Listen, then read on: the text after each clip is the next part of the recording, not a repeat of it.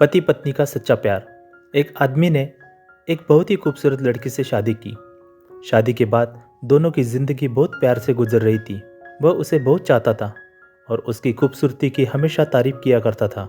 लेकिन कुछ महीनों के बाद लड़की चर्म रोग से ग्रासित हो गई और धीरे धीरे उसकी खूबसूरती जाने लगी।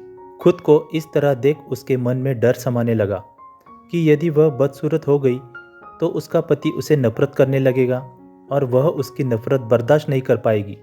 इस बीच एक दिन पति को किसी काम से शहर से बाहर जाना पड़ा।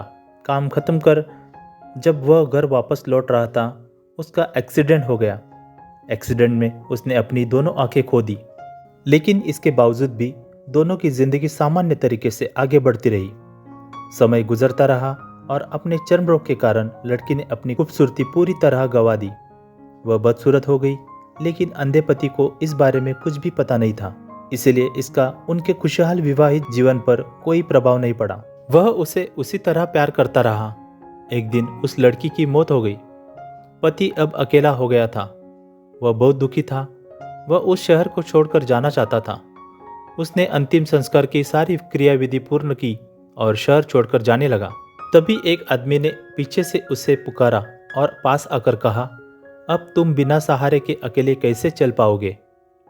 इतने साल तो तुम्हारी पत्नी तुम्हारी मदद किया करती थी। पति ने जवाब दिया, दोस्त, मैं अंधा नहीं हूँ, मैं बस अंधा होने का नाटक कर रहा था। क्योंकि यदि मेरी पत्नी को पता चल जाता कि मैं उसकी बदसूरती देख सकता हूँ तो यह उसे उसके रोग से ज़्यादा दर्द देता।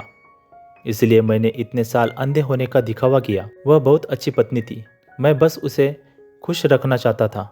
सीख, खुश रहने के लिए हमें भी एक दूसरे की कमियों के प्रति आंखें बंद कर लेनी चाहिए और उन कमियों को नज़रअंदाज कर देना चाहिए।